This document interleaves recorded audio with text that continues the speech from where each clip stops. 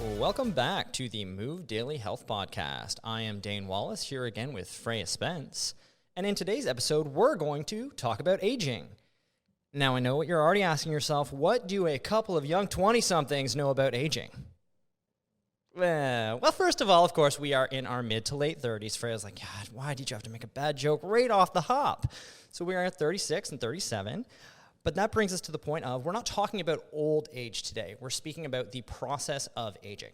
So in today's podcast, we'll be looking at the elements in the scope of movement, nutrition, and lifestyle that can contribute to aging with greater ease and function versus those that do not. So before we begin, as always, you can subscribe and share this podcast wherever podcasts are found. And you can go to our website at movewelldaily.com and follow us on Instagram at move_daily_EDS. So in previous podcasts, we've discussed inputs and outputs and how to listen to bodily feedback. We've also noted a few times over that the feedback and the ins and outs of our lives inevitably change over time. So no matter your age, listening to your body as it changes over time and responding in kind will make it easier to manage your health, and you'll carry a much lower chance of having an unexpected health event. So we work with people of all ages, from teens to people in their 80s, and it doesn't really matter what age somebody is at. A lot of people will label themselves as old. Even teens sometimes label themselves as old. So while we both know there are chronological and biological realities to age, there's also a huge subjective mentality to aging that can greatly impact the actual process of it. And so that's what we're going to dive into today. Essentially, the biggest piece to really consider as we go through some of the topics today is to figure out what your perception is or what your perceptions are. So most people have some sort of preconceived notion about what age is and what aging is. And it can, of course, evolve over time based on what we're exposed to in our environment, based on, when we're 10 years old, we might think that our parents, if they're in their late 30s or 40s, are ancient and wonder when they're going to bite the dust, so to speak. Then we get to 25 and realize, oh yeah, that's really not that old. So it's very relative to where we're at in life. That said, there is a little bit of an obsession in some parts of society with living as long as possible. That runs in in opposition to the other side that thinks that there's some inevitable decline and that getting quote unquote old, again, we've seen people who are really, really arguably quite young, like their brains aren't done developing, call themselves old. So we also see the other side of things where people think there's an inevitable decline. So it makes us wonder, okay, well, why would we want to chase more years if everyone's also assuming that past a certain point, and again, that's completely subjective, is going to be pretty terrible? And that is also something we've spoken to in previous podcasts in context of lifespan versus health span. So the quality of your time on this planet as opposed to just amassing more quantity. And both Dane and I have had experience with somewhat limited motion, things that people who are a little bit older than us at the times that we experience them might experience. So for example, one of my big drivers in health and in learning came from when I was 16 and was told that I had osteopenia throughout a very large portion of my body, which was then relabeled as osteoporosis about a year later on the next scan. And so that's a diagnosis that you don't expect to hear at that age because we don't really finish forming all of our bones until we're in our 20s. Yep. We have, depending on the person, maybe 25, might be a little bit closer to 30, where we're still developing bone mass. And we want to build that bone mass because from there on in, it's about maintaining it through the rest of life. So to be told that when I was really quite young, I thought I hadn't yet been given an opportunity. I've also been unwell to the point where I had to always have constant supervision. in case I fell or blacked out. I was not allowed to bathe unsupervised for the same reasons as I just listed. I was at one point not allowed to go to the washroom that was in my hospital room that was about 5 meters from the bed, again, for the same reasons listed before. They were afraid that if I went that far, I could run into trouble. So those are things that as a young person, who was really stubborn, I fully expected to see through all of those, meaning I wasn't going to live there forever. And I don't think anybody would want to live in those states forever. Who wants to go to the washroom supervised all the time just because you're perceived as, well, it wasn't a perception, it was a reality, as being too frail to do it yourself. And I'm also acutely aware that some of the labels that people are given throughout their lives, if they're not fully understood, change their beliefs and behaviors around their own body. And that is where we get these notions and we think, oh, I'm, fragile, I don't have much potential left, whatever the narrative. And I joke sometimes that I have young outsides and old insides because quite a number of my joints have aged to a point where they resemble someone who's about 30 to 40 years older than I am. And so I do understand what it's like to have certain types of pain, arthritic pain, and so on. I know when, a cold front's coming in my bones in a way that I've known for a long, long time. So there are certain elements of aging that, again, are not to do with your chronological age. And granted, I have a genetic condition that has definitely contributed to that. I've also learned how to manage it so that I can still do the things that I would like to do because, quite frankly, I don't see myself as being old by any stretch of the imagination. And I think that I want the last, however many years I have left to be with as much freedom as possible because I have experienced not being free to do things myself. And it's not fun. I can tell you that little sample size I got was enough to be like, I really never want to be in this situation again. And I will do whatever I can.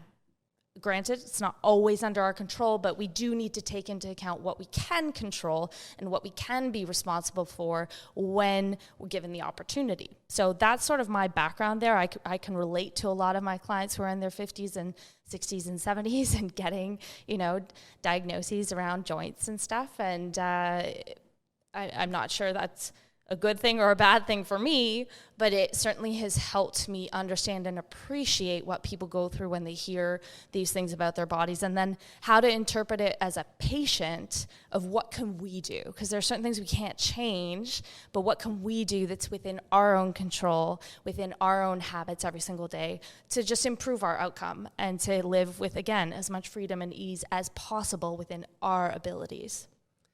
Yeah, and your experience with aging is pretty unique due to EDS. I think mine is pretty standard in that it was always kind of my belief growing up that once you hit 30, it's all downhill. So I lived my 20s basically trying to wring out as much of my body as I could without necessarily caring for what it was going to feel like or how it was going to function and move after I was, quote unquote, over the hill, which again, I definitely thought was at 30. In my 20s, I had my testosterone dropped off the map because of how I treated my body. My blood pressure was really high, which I just accepted as, genetic and part of getting a little bit older. And then right at 29, 30s when I tore my knee. And that's also when I met Freya. And she was the one that helped me kind of tweak my mindset. And I fully understand now how, A, 30 is not old, and B, how aging is fully within our control. Because between 30 and 37, where I'm at now, all my blood markers improved. I feel better day to day. My fitness is higher. So it's really all within my control. And that was not something I really ever thought was possible when I was younger, because it was just, especially coming from a small rural town, it was all just very much accepted that, you went through this thing, you went to school and then you had a family and you had kids, and then, you'd have kids in a house by the time you were 30 and you would be the older generation at that point. So it was, you get your beer gut and you move on with life, and that's just what's going to happen. But yeah, I was just not taking care of myself in my 20s and had horrible movement mechanics, and that's what led to my knee and to my blood markers. And putting in the, proper lifestyle factors and working on my nutrition and my movement totally changed my life. And that's really the message that we're speaking about today. And it's interesting too, because when we were in our 20s, we had a lot of peers express that they were old, and that was the reason that now they had to be on blood pressure medication. I had a friend at 23 go on it, and no one was speaking about the fact that she had been on chronic restriction diets that were heavily they were processed food. It was all about calorie management, but with like highly processed foods. No one spoke about that and the impact that might have. No one spoke about the fact that she was no longer exercising after having been active in high school. And really with her, she didn't want to hear that. She was just like, no, I'm old. This is just what happens. This is what happens within my family. And so that's sort of what we've been refuting over the course of a number of podcasts. It's just that don't forget about your potential, because when it comes to aging at any age, we always have potential. And the concept there that you can look into is something as simple as neuroplasticity. Granted, it can be compromised in certain neurodegenerative diseases, and that's not what we're referring to. We're referring to, the vast majority of humans who are otherwise well with their nervous system have potential within their nervous system to continually pick up new things, and just movement alone will do that. So one of the primary things that we're going to touch on as far as movement right now is the idea of bone mass, muscle mass, and then brain function. So when it comes to bone mass, I mentioned earlier that we peak our bone mass in our 20s, somewhere in our 20s, shortly after our brain is fully developed, in our early 20s. Then we also peak out with our total bone mass. And then from there on in, we want to maintain that through the rest of life. How do we do that? Well, movement is the very simple answer. How you move, totally up to you and based on what your body's able to do, but to not move is where we'll run into issues. That's where we will develop fragility. Hand in hand with that, we also have muscle loss. So the technical term is sarcopenia. What that means, and that's different than atrophy. So say you go on bed rest tomorrow, no matter what your age is, and you don't move for the next month, you will experience a significant amount of atrophy of your muscular tissue, which will make it hard to walk after that much time laying down and to do all sorts of other functions. Sarcopenia, on the other hand, is a gradual decline in muscle mass over time. So, they argue that it sets in a little bit sooner for women than it does for men. I think there's some great research on this area. We've had Professor Stu Phillips on the podcast to discuss protein consumption and how to optimize your protein consumption in order to retain as much muscle mass. That's a good blooper right there. Let's keep that one. Muscle mass as you age. Fantastic. That was great. And again, that comes down to movement. So we know that if you're somebody who is an experienced mover, let's just call it mover. So say you strength train, you do some cardiovascular activity, or you dance or you play sport, whatever it is. If you're very accustomed to that, you might notice that over time you don't need as high of a dose to retain your strength and retain your capacity in that. That's the way it should be with practice. Also because it takes you longer to recover. So we used to lift way more frequently in our 20s than we did. And it was like there was a weird tipping point whereby all of a sudden 5 days a week felt horrible, but 4 was actually pretty great. So you have to pay attention to that. And it doesn't mean don't move on the other days. That's actually where, if you go back to some of our other podcasts, we've talked about using all of your gears. So you might have noticed that in your teens and 20s, if you were within a certain sport, you might have been really in like one gear. Hell, even into your 30s and 40s. I don't know. And 50s. We've met people in their 50s who've done nothing but running. So we do want to integrate more variability there. That will help you take care of all of the systems in your body and ensure that it's not just your muscle mass that's being addressed and your bone mass in conjunction with one another, but also your heart and lung health too. So the number one thing that helps us with the bone mass and muscle mass is ensuring that we have some type of resistance training, and that can honestly be body weight. It's all relative. Stuff. It's all relative. It can be working against external loads in the gym. At the end of the day, the most successful one will be the one that you can do long term. And if you integrate new techniques and new sports or whatever suits your body over time, you'll do really well with that. So if you hate the gym, but you've got 5 other types of movement that you love, then great, do those. But make sure that they're variable. Some of them must require that you express mobility through your joints, changes of levels. They have to express strength to some capacity. You should express cardiovascular fitness, i.e. get your heart rate up at some point. That's how you know that you are expressing more of your physiology than someone who just does one type of fitness, and maybe it's within a small range of motion and they experience nothing else.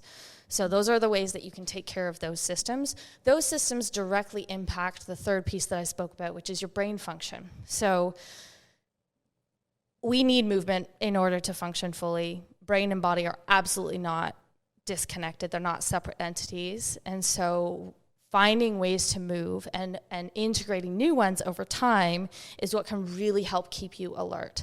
There are some brain maps that show, okay, well, if you do strength training, it'll help you with problem solving. If you do cardiovascular fitness, it will help you with depression and anxiety, and it can help you with creativity. If you find things that you really enjoy doing, you'll probably address that without having to strategize. But if you appreciate the strategy, then go for it. Within your movement, you should also take into account balance work and agility work. And that's something that we see is, variable. Some people never ever do it and they are really stuck into strength training, but no one ever puts them on one leg at a time. That's a person that, is expressing one way of moving, and they may be strong, but they're going to have issues as far as, simple agility just means like you get knocked off a curb and you don't fall. That's actually significant, especially as we age, especially if we have any sort of bone loss at an accelerated rate or anything like that. We want to retain that type of fitness, and your balance system is supremely important. And you can start anytime. I had a 70-year-old who came in to train. He was retiring from a lifetime in the OR, and he wanted to be fit enough to be able to get down into a canoe, out of a canoe, and work around the cottage and spend most of their time there. And so we worked on that. And, if you're stepping into a canoe that's already on water, so it's at a dock, you need a degree of range of motion, especially because he was quite tall, and obviously a canoe sitting below a dock is quite low. But then it's also tippy. So he thought, I've never had good balance. I didn't have good balance as a kid. By the end of 6 months, it didn't take that long, but he could balance on one leg and turn his head around and essentially disrupt his system, right? He's balancing on one leg comfortably, and he can turn his head around and change his perception. So he doesn't have to stare at one place and hold his arms out to the side. That's a very flexible system. So you can start at any point in time. If you're 20 and you can't do that, start there. We've met 10-year-olds who can't do that. Mm-hmm. They start there. And that's why we said we're talking about the process of aging, because everyone experiences that very differently. I have met people in their 70s who I would describe as being far more free within their movement and their capacity and strong relative to their own body than some really young kids that just haven't had the opportunity to move much in their life. So those are your key pieces as far as why you want to address movement. It's for bone mass, muscle mass. You guys know that. Most people know that. And then heart and lung health. Well, how do you do that? As much variability as possible. Make sure that you're really stressing that you're not just doing one type of movement. Move frequently. Your brain will also thank you, and start anytime, because it's way better to start with just do something. It's like that clip of surfing. You got to do something. Forgetting Sarah Marshall. Yes, forgetting Sarah Marshall. And then the things that you can expect is that it will take you a little longer to recover from the same sort of dose. Aside from that, endurance might take you, if you're somebody who's accustomed to endurance, whether walking or running or cycling or swimming, if you've lost any of that capacity, if you're over, I don't know, a certain age, you may notice that it takes you a little bit longer to build it, but you can still build it. So that's like, don't ever get discouraged if you've lost capacity in something and you think it's really hard when you start up again. Just keep at it, because that consistency will see you through. And variability is going to get you through a lot of that too, in terms of retention. When you take time away from one particular sport, if you do some other things, other ways of moving, it will help you in terms of regaining that capacity sooner. Absolutely. And I want to go back to something you mentioned there, Freya, talking about sarcopenia, which is muscle wasting over time, because that takes me into the topic of metabolism. So on the nutrition side of things, when a lot of clients come to me and they're, whether 30, 40, 50, 60, they're worried about their metabolism being slower than it used to be. Now, I'm here to tell you that correlation does not equal causation in terms of metabolism declining with age. There was just a study that came out the other day in the journal Science, and although it wasn't a great study, something it did show is that across midlife, from 30 to 60-ish, metabolism doesn't necessarily just drop off the table. Now, the problem with that study was that they balanced everything out for fat-free mass. So meaning it was based on size. So if the message I can tell you is metabolism does not decline with age, metabolism declines with body size and frailty. So if you are experiencing muscle atrophy or muscle loss over time with sarcopenia, metabolism is going to go down. So the more muscle you have, and the healthier your body is, the more vibrant your metabolism is going to be. So, people are always like, hey, no, I'm getting old, so metabolism is going down, and that's just not true. And so if you want a better metabolism, it's about getting healthier and doing the things Freya just said. So maintaining muscle mass over time. And again, this is all relative. If you've never, lifted weights, if you've been a pretty inactive person, then doing some body weight exercise is going to be a great stimulus for you, If you're already at the gym, you're already probably doing a really good job of maintaining muscle mass and getting your metabolism to be as healthy as possible. Eating enough protein is another one of those things that's going to, once you've, broken down the muscle through activity, you have to build it back up. And then sleeping and generally caring for yourself. So aging isn't inevitable, but the reality is that as we get older, physiology becomes a bit more challenging from a hormonal perspective, for example. So when we're teens, we're super active, we're running around, we're playing, we have these hormones that are driving the entire process. And then we get into our 20s, activity starts to go down, and into our 30s, hormones really start to dip off. So things get more challenging. So at some point, there's going to be a tipping point, and you are going to have to counterbalance that with self-care activities if you don't want your metabolism to drop off. So you can kind of think of it as things that fill your cup and build your body up versus things that drain the body. So stress drains the body, not sleeping drains the body, drinking alcohol drains the body, sitting on the couch drains the body, oddly enough. So we need to incorporate activities that actually build that up. So going back again, sleeping, eating protein, staying active every day. And one thing I'll go to, which I find really interesting about society right now, is we also have activities and we incorporate daily things that we think charge our batteries, but actually drain them. So one that I'll kind of pick on here is coffee. Is something that people will have every day, and they think it gives me energy, so it's good for me. And it will give you a little energy spike, but then it's going to give you a crash, and it really taxes your adrenal and your liver, and it is ultimately something that taxes your body rather than filling your cup up. Same thing with alcohol. At the end of a hard day, I need to have my drink because it helps me relax. It's like, okay, sure. But then, it taxes the liver. It's giving you it gives you calories that have no nutrients in them at all. If you're having alcohol too late, it's going to bother your sleep, and you're not going to get as good sleep. And then there are screens. And that's where we go for a lot of our just downtime, just looking at screens. Well, that is also exhausting the system. These are all activities that most of us do on alcohol maybe not, but on a daily basis, coffee, screens, and that. We need to find these other activities, as Freya mentioned, getting outside, exercising, using your body as it was intended to be used, and you can counterbalance all of these things to make sure your metabolism does not tank. So you and I and Freya and everyone is in charge of that. And it's just about making sure that you do prioritize these little things so that you don't have to worry about the what if I'm just getting too old. It's you are completely in control of these things until you're actually in your 90s and 100. If we make it there. If we make it there, which you can. We may not. Yes. So yeah, within the realm of things that are inevitable, one of the most common things that we see or hear rather is that people have assumed the pains that they've developed are inevitable. And granted, there's, if you've had the privilege to live over a certain point, most of us will experience pain. And to paraphrase, I think it was Kelly McGonigal, or no, that was Joy of Movement. Emotional agility author. Susan.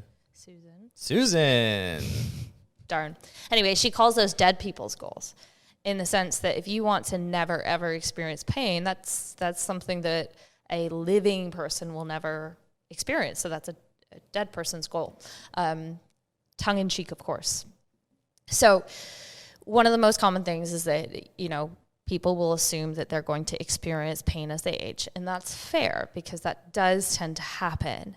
What we do with that and how we interpret that is really important here, because I've experienced pain from a very young age, starting mostly with my hips. I think I was under 10, and have spent the last 20 plus years trying to learn how to manage them and how to take care of them, and have experienced pain in pretty much every single joint within my being. And again, learning how to care for those joints and how to manage them and how to manage pain, how to lower my pain response when something does happen is a key piece. How to believe that I can shift through this versus thinking this is an inevitability. So that's a mindset piece to pain. And pain is understood from a neurological basis, but it is so subjective that we can't measure it. And more often than not, people use pain scales. And I have some strong opinions about the use of pain scales, particularly chronically, and I'm not sure that I'm not sold on them being super, super helpful because of the subjective nature of pain. So if I say something's a 10 out of 10 and I deliver that in a very calm manner, someone else who thinks 10 out of 10 means like screaming your head off will think that either I'm not experiencing what I just said I was experiencing, or assumes that something else is going on here. So long story short, yes, you can experience more pain as you age, but it doesn't mean that you're kind of stuck there and relegated to it and that it's there for good and forever. It means that you probably need new management tools around those joints. And this is where I would listen to your own verbiage. I know we've mentioned this on a previous podcast. You don't have bad knees, you don't have bad hips, you don't have bad shoulders, you don't have a bad back, you don't have a bad neck, and the list could go on. None of them are bad. Scrap that terminology if you catch yourself saying it. Instead, try to get curious about why that joint is feeling that way. So we have one set of joints. That's it for life. Skin, we can lose. My niece was very kind to show us how she was shedding some dead skin. So we can regenerate a whole lot of things. Joints, they're there. We have one set of them, and it's our job to take care of them. And movement, as I mentioned previously, is going to help us take care of bones. It's going to help us take care of muscle, which helps us take care of our brain as well as our heart and our lungs. But it also helps you move fluid through joints, which helps keep these largely avascular structures healthy and full of nutrients, or having nutrients pass through them. And so that is why, some active people who perhaps have osteoarthritis manage them quite well. They actually are highly functional. They've got a lot of freedom and ease within their movement. They just have different rules to ensure that they're constantly taking care of them. And by constantly, I just mean they're making sure that every day they've integrated things that are positive for their joints, because it makes them feel better, and then they can go and do the things they want to do. So with that said, sometimes when people experience pain and then label something as being either bad or good, most people use bad. No one says, I have great knees. I wish they'd say that. When was the last time anyone said that? Most people don't say that they have good whatever, fill in the blank. So if you are using that sort of verbiage, just notice it and wonder why. And then ask yourself, what do you do with that joint every day? So we've had people who say, oh, I don't want to load my legs because my knees, feet, ankles are sore, and so I've just pretty much stopped doing everything. Well, if you live on Earth, then you're under gravitational pull, which means you're under load.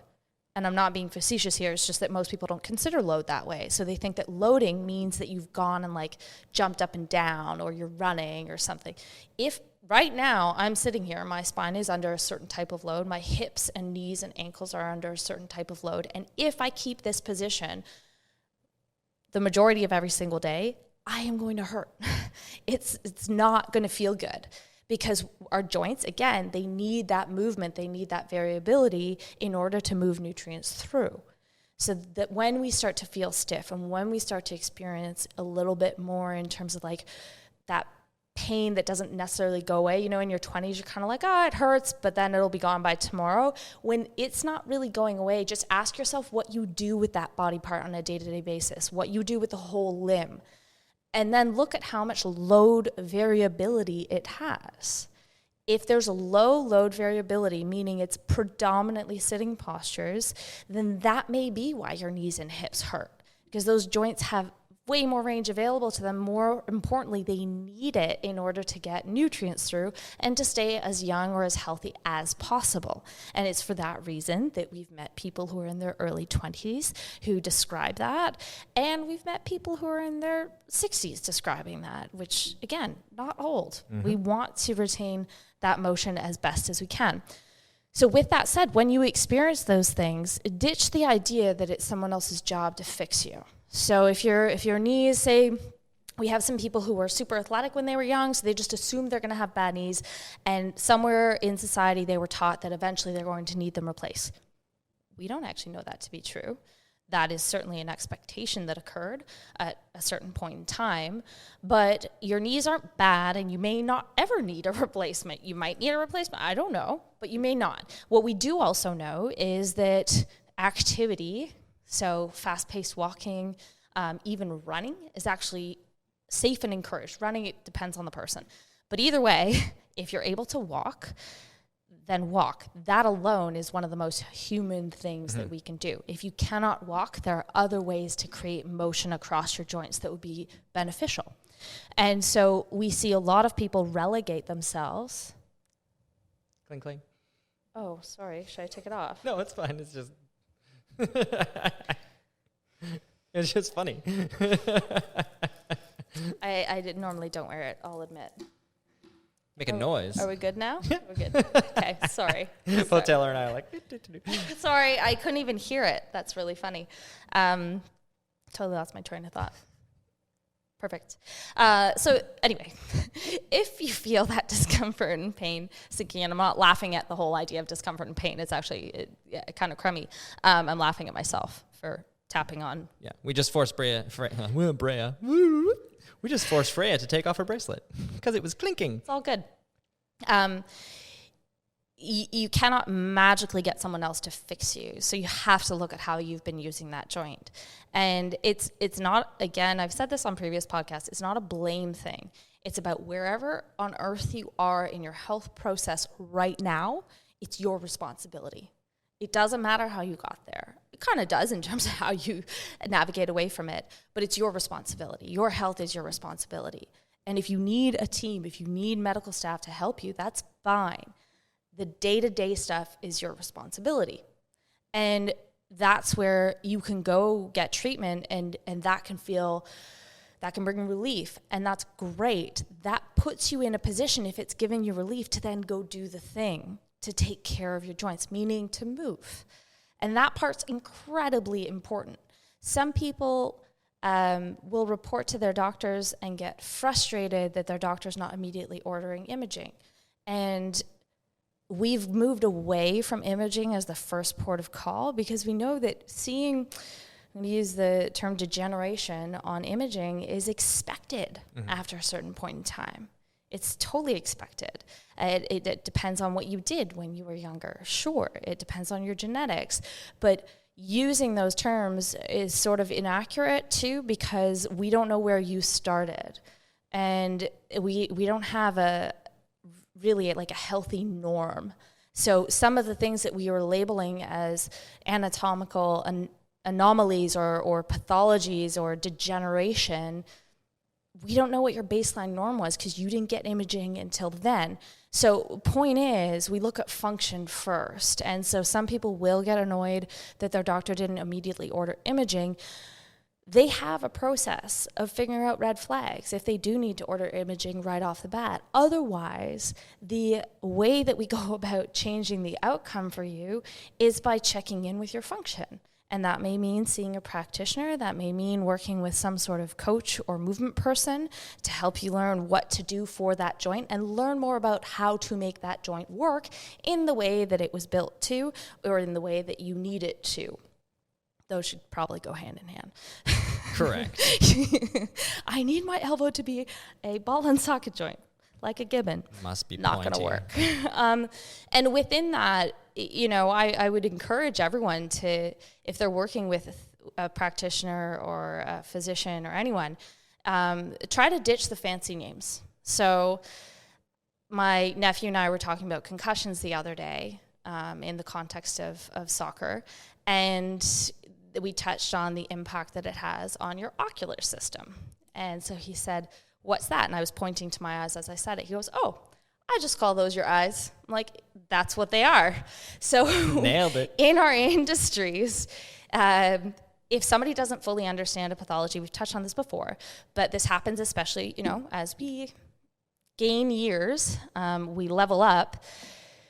If we get imaging that gives us labels, because the radiologist is going to comment on anything that they see, that doesn't mean that that's what's causing your hurt. We can't see that. So hurt doesn't always equal harm. You can have pain with zero tissue damage, just as you can have tissue damage and zero pain. Like I know when certain things happen with my spine, at one point my arm had no sensation. There's no ability to sense pain. There's severe nerve damage. It was very visible that there was a problem, but I could tell you that's not where I felt pain. It was like all down my spine. So those two don't always line up, which is why when people push for imaging first, it can give people a belief that then modifies their behavior. So if the belief is one where we all of a sudden get these names that we don't fully understand, it can sound scary on some level, subconscious level, and then we modify our behaviors with the adoption of a bit more of a fragility mindset. So that's where, if you do get imaging, speak to your practitioner. What does this actually mean for me as a human being? So you said my patella tendon. Okay, tell me where that is. Okay, tell me what's it supposed to do? Oh, it takes load this way.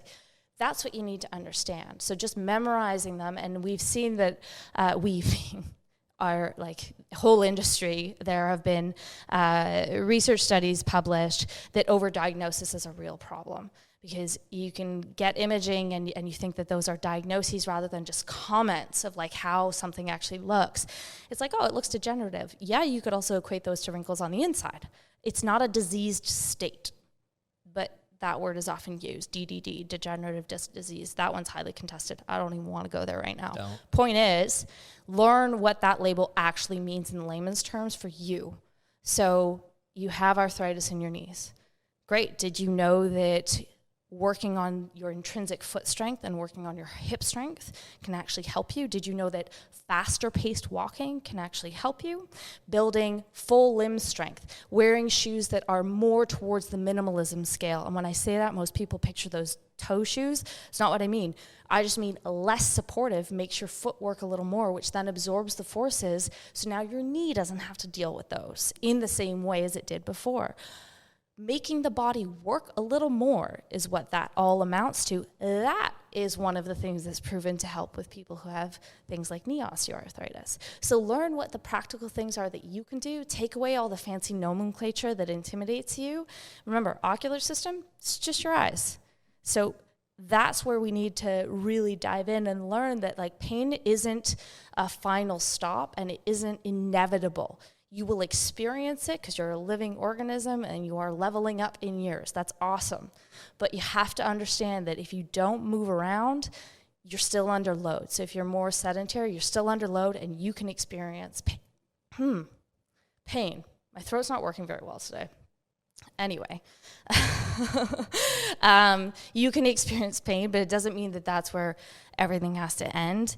And it's not necessarily because of the years that you've been on this planet, because we work with a lot of people who are dealing with chronic pain, acute pain, and so on, and they're all ages. The point is you can move through. Again, neuroplasticity, thank goodness, is a thing that all of us have access to unless we're living in a disease degenerative state. And we really do need to tap into that and really battle the idea that movement isn't safe for us as we age, that we're fragile, that all of a sudden as soon as we experience pain, we need to stop everything when maybe we haven't even been doing it. Maybe we just need to redirect what we're doing and change the way we're doing things now that we're in our 50s as opposed to what served us in our 30s. That may be fine, but if you've been sedentary, pain is usually, we need to introduce your body with some type of movement that would be helpful for you. Yeah, I mean, if you look at how we live life now relative to, 40, 50 years ago, somebody who's 30, 35, 40 now has probably accumulated more hours sitting than somebody who is 60, 70, 80, 50 years ago, right?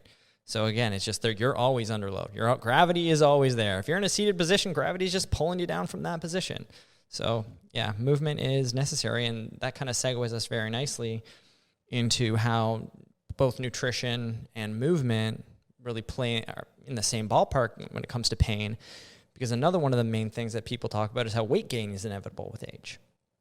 And when it comes to pain, I mean, if you have, painful knees, painful hips, painful back, if you're overweight, that's going to be one of the biggest contributors to that because you have more load being pulled down onto those joints. So if you're sitting or standing in a static position all the time and you're carrying excess weight, that is fast tracking that pain response, even if you are in your 20s or 30s. It's fast forwarded. So again, these are things that we have control over within our day-to-day activities. If you give up on movement and exercise and going outside to play when you get into your 20s, and if you just allow all your food choices to be made for you through marketing and convenience, then yeah, you're going to gain some body fat, and you probably will run into pain sooner than later. You don't have to wait until you're 50, 60, 70, 80. It's going to come at you quicker. So, and these are things that we do have agency over all the time. It's a choice. And so as we age, naturally what's happened in society is that we move less, we play less. So I ask people, when was the last time you played? Exercise is great, but if you can bring joy to movement, you're going to do it more. So I always challenge people to play. Find something. It doesn't matter if you have kids or not. Like, find a friend. Go outside. Play Frisbee. Play croquet. Do anything that you find fun. Go play Pokemon Go. Just get outside and play. Do something active. We also get stressed more as we age. When we're kids, we're pretty carefree. The lucky ones, anyway. But we have more stress, and thus we seek more comfort as we age. And food is the easiest form of comfort. We don't have to do anything. It's there. You touch a phone now. You can get food delivered at the snap of a fingers is what I just did for the people who are listening to this just in audio. We also have more toxic load as we age, which means more lethargy, feeling slow and unmotivated. And again, if we go back to not moving enough, if you're not sweating, and if you're eating a lot of processed food, for example, or drinking a lot of coffee or drinking a lot of alcohol, you're not going to detoxify very well. We need the daily movement to help us sweat more and to get these toxins out of our body because they're everywhere, whether it's in our food, in our air, in the water we drink, in our body care products. This is everywhere. And then when we get feeling lethargic and unmotivated, then it perpetuates the cycle to just have bad food again and sit more. So we have to just be aware of these patterns and the way that life is thrown at us now, because this also then will lead to things like sleep issues, which develop more as we get older, whether you have kids or not, because kids, of course, they're going to cause some sleep disturbances for most parents. But most people will have a lot of stress in their job, toxic load, as mentioned. And this is going to drive all of these issues. So weight gain is not an inevitability. And that's a really important thing to understand. Everybody is going to have different challenges with their body weight over time. Not everyone's going to be rail thin. Some people will never be able to accomplish that based on, and shouldn't be. No, but again, a lot of people want that, or they want that six pack. That is not a reality for most people. It's even going like being a C-section baby or a natural delivery can affect how you're going to carry body fat throughout life. And that's okay. But it is, again, just having agency over these things and not just giving up and accepting, my metabolism is going to go down. I'm going to be fat because, I'm over 25 now. As long as if you believe that, then that's going to become the reality. So it's first understanding we do have agency over these things. Get that movement, that daily movement into life. Have some conscious decision-making over your food choices and be nice to yourself. And over time, you will be able to impact your body weight in a positive way. Mm-hmm. To wherever you should be. Exactly. So another thing when it comes to movement and aging is figuring out where your biases lie. So what were you exposed to as a kid that made you believe certain things about age, as a kid, as a teen, and so on? Both of my parents right now, as we record this, are out west on hiking trips, on multi-day hiking trips. And so I grew up with parents that did everything with us, everything active with us, often better than us up until a certain point, when my brothers could definitely catch up and go faster. But point is, I grew up, I even have a great uncle who was a national gymnast, and he did a cartwheel at 80 because somebody asked him, hey, do you think you can still do a cartwheel? So he did a cartwheel. He also got a hernia from it. So not recommended. These things happen. I'll have to send this to him. But the point is, and we just spent time with my grandparents on the one side are 89 and 90, and they live independently and take care of the gardens. It's a lot of work. It's a ton of work at that age because it just takes a lot more energy. But they do it all, and so when we've been surrounded by people in our immediate environment who are doing things like that, I grew up without this idea that 30 was like somehow an expiry date.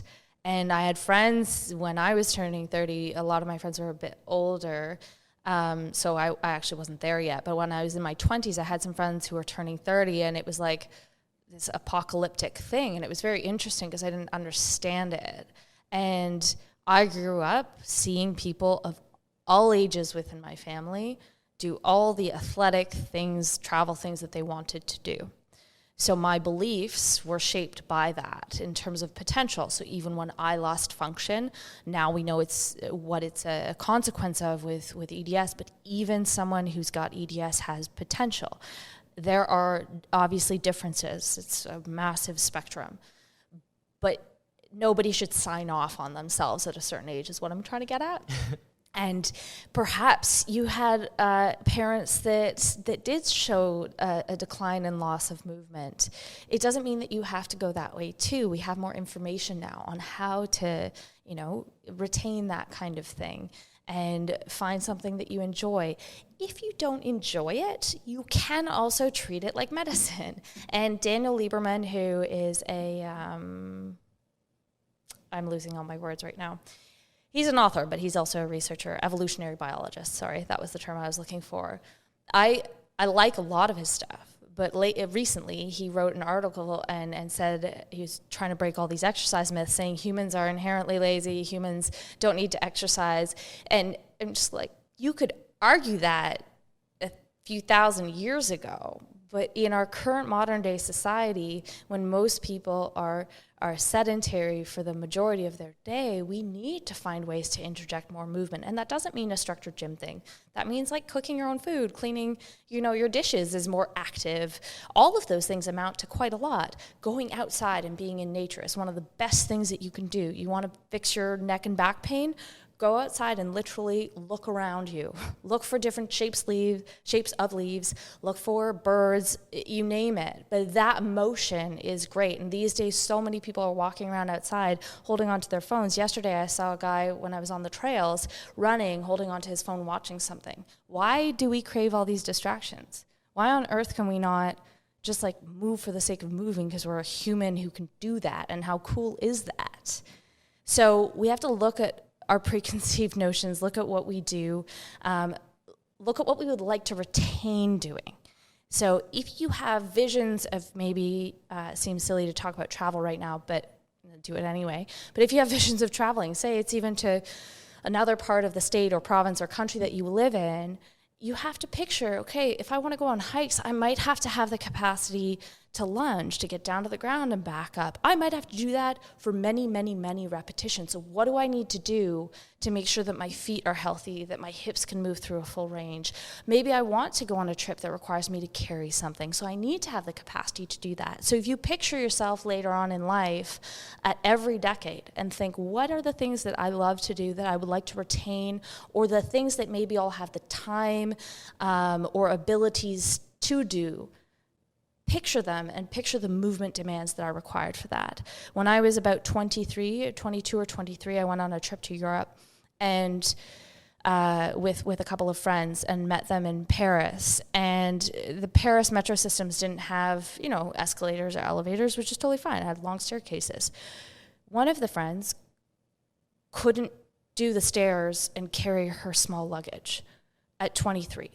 So I had already done a lot of traveling, so I was a bit bogged down because I had to pack for multiple seasons. So I had 2 big bags, one on my back, one on my front, and was also carrying hers up and down the stairs.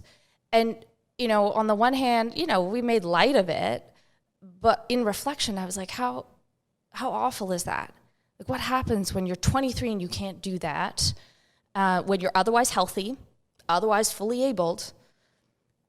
What happens later? What happens at 33, at 43, at 83?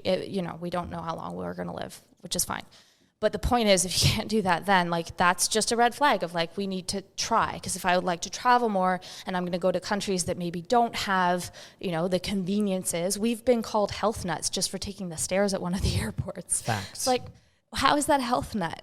We have legs that we are grateful enough to be able to use to do things like this. So why would we not do that? We're not trying to prove anything. We're just literally just taking the stairs. We've been on a plane. My legs feel like they don't belong to me. They're like Jell-O. I would like to slowly take the stairs methodically to try to regain function of my legs. It's also a good way to social distance because nobody takes the stairs. These days. So, the other point within all of this is in terms of everything that we've been taught is, and picturing what you would like to be able to do is to remember that just because you've owned something for a long time doesn't mean you know how to operate it. Take this board. Dane usually sorts it out, so I don't know how to operate it because I haven't tried to figure out how to operate it. The same is true with your body. Just because you have a body doesn't mean you know how to operate it. And there are a few things that I have very low tolerance for. Pretty patient person, pretty open-minded in a lot of respects because I don't believe that we exist in extremes in black and white. But isms I generally don't have much tolerance for, which is fair. Most of us don't. One of them is ageism. And I've been subjected to that a lot over the course of my lifetime and career because some of the things I've gone through are things that people my age at that time shouldn't have gone through. And so I get people in older generations, oh, you don't know. Oh, you'll learn when you're my age. I have a hard time with that because it's not just their reflection on me not knowing something. It's more what they think of themselves. It's oh, you don't understand. I'm 60, my dear. Congratulations. So what do you think 60 means? Because I actually think 60 is great. I still see tons of potential. But in their dialogue towards me, they've shown oh, okay. you've got an idea of what that means. So tell me what that means. Not only that, and don't get me wrong, wisdom is gathered in time. We can't fake that. But just because you've owned a pair of feet and you happen to be older than me doesn't mean you know how to operate your feet, because I've spent my time studying that. So be open to learning about your body at any stage in life. I studied anatomy, we did dissections. That gave me a great understanding, or so I thought, of anatomy. And then things fell apart in my body, and I had the opportunity to learn a whole new filter of what that actually meant. So I have perpetually been learning. I'm still learning, and I will continue to learn. And I would love for people to do that too, in terms of not boxing themselves in with ageism. It's a horrible thing to do. Don't tell me that you're 65 and nothing can change within your body. Your sensation, your awareness can absolutely change. Your function can change. And we've seen, recently somebody asked us, because of an Animal Flow video we had, what the older generation was able to do. Because all of us are understandably in our 30s. And I've got people in their 70s who, through the process of just training and challenging them, we've taught them how to do short flows and how to do animal flow movements that are appropriate to their bodies. That's cognitive work too. It's not just coordination and confidence and level changes. There's a lot of cognition there, and there's research on animal flow specifically to support that. And so again, questions like that are curious. They also show that maybe there's this preconceived notion that activity, whatever it is, in that case I used animal flow as an example, but we use it all the time, that activity that they just saw is not for a certain population. And in my own family one unit plus all the other branches, I have seen that to not be true. I've seen people who are doing tons of different things, mountain biking, road cycling, like it's climbing, hiking trips, you name it, strength training. So I think that anytime you think, oh, I'm too old for that, ask where it comes from. If it's doing, back handsprings and you're 75, yeah, maybe, probably not the best. But if it's a matter of just, going on a trail and going for a nice hike, or it's learning how to do a type of body weight movement, or it's learning how to dance for the first time, fine, try it out. Even strength training, try it out. It's great for your brain. Learning new skills within movement is wonderful for cognition. So if you're practicing any type of ageism towards yourself or to others, I would just challenge you to wonder, if you hear yourself say it, ask yourself why and who taught you that, because it was probably taught to you in society or within your family, or something you read, because we've seen a lot of articles. We generally love The Guardian, but there was an article where this guy went on about how he started training really hard for a year, and that's what led to all this degenerative damage in his hip, and now he has to get it replaced. I was like, buddy, that didn't happen in a year. Nope. You might have noticed it because you started training and moving, and you built awareness around it, but no, what he described, I was like, that doesn't happen in a year. So we have to challenge those things, and just remember that we still have potential. It changes over time, for sure. But, even the blue zones that everyone's so obsessed with, they didn't, why are we looking at what they're doing in their 90s? Look what they did in their 30s, their 20s, their 40s, their 50s, those years. And that's what got them through all these other decades. Yeah, absolutely. And I think as we get older, it's easy to get stuck into our ways and into our beliefs. The older we get, the longer we believe something, then the more it becomes a reality that is just, impossible to break away from. And so if there's one thing, a big thing you can take away from this podcast, is just having curiosity. When something happens to your body, be curious about it. Don't just assume that it's something really negative and that it's irreversible and that it was going to happen anyway. If you can be curious about something, then you actually can do something about it. So being curious is important. And I think we should wrap this up pretty quick, but I really wanted to touch base quickly on food intolerances as another thing that happens to a lot of people as they age, and that people just kind of accept as a thing. It's like, oh, well, I'm older now, cool. I can no longer eat, whatever you want to call it, gluten or dairy or anything. And it's it's really unlikely that you're just going to become intolerant to something at an old age at 30, 40, 50, 60. It can happen, but it's generally going to be the result of something that you have control over. So go back to some of the things I mentioned previously. How much stress are you under? How much antibiotic use have you had, or NSAIDs like Advil? How often do you take those? How many pills do you take that might upset your gut lining? Are you moving daily? Are you active? How processed is your diet relative to how much whole food are you eating? Do you have regular restorative sleep where you can actually clear inflammation from the body and give your gut a chance the next day? Toxic load, as I mentioned before, it just adds up over time. So instead of just accepting that something is going wrong and it's irreversible, be curious about it. Because gut dysbiosis is a real thing, which just means your gut bugs, basically good colonies have died off and bad colonies are overrun. It can cause a lot of different health problems. Many issues like leaky gut and IBS, they're very real, but these are all symptoms of a greater problem. They're not, I know you can diagnose them, but they're a symptom of something that is disconnected between your organism and the environment in which you're living.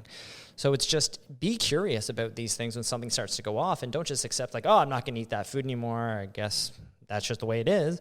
Say no, what might I be doing that is not serving me and my health? Make a little change, be consistent with it, and see if you can flip that script. And again, in any, you might eliminate that food for a while, but we've mentioned this on previous podcasts, is elimination diets should be temporary. Make a change to your lifestyle in some way, shape, or form to try and get your gut health a little bit better, and then reintroduce it slowly and see if you have resolved that root cause of the problem, because something like that is not normal aging. It's something that can happen at any point in life, but it's not an inevitability. So again, stay curious and then make a small change, stay consistent with it, and reintroduce and go from there. I think that's all I had, Freya. Did you want to give the book recommendation? Yes, so our book recommendation with this one is Successful Aging by Daniel Levitin, who speaks about multiple facets of aging, and in particular our notions about it and people's brains expiring at 60, because that was an age that we decided that happened at. And so he is a neuroscientist and discusses a lot of the facets and challenges a lot of the beliefs that we've been taught in society. And I think it's a great read, no matter what your age is, because all of us are aging and it is a privilege to do so. Absolutely. And it is Susan David of Emotional Agility, which is another really great book, because the two first names, and one was a male name, it threw me off. My brain forgot it. But Susan David, that's another great name. So to quickly recap then, it really all starts with your mindset and your beliefs and your expectations. So if you expect early life decline, if you expect pain or limited movement or weight gain, then these things are probably going to happen. And because you expected them and believed that that was an inevitability, you're probably not going to try very hard to reverse that, because you went into it saying, well, this is what's going to happen. So it really starts with that mentality about what are you going to normalize your life to be as you get to 20, 30, 40, 50, 60. Because as much as there's a lot of things we accept, you have control over a lot of your outcomes, and you can slow aging and live well very, very late into life and really expand that health span relative to lifespan. So you're really in control of how you experience age, and it's really how you live. So picture how you want to live and make it happen. Well, that's it for this episode of the Move Daily Health Podcast. We will catch you next time. We hope you enjoyed our conversation. To hear more, head on over to Stitcher or iTunes and subscribe to the Move Daily Health Podcast. And don't hesitate to leave us a review. Thanks for listening.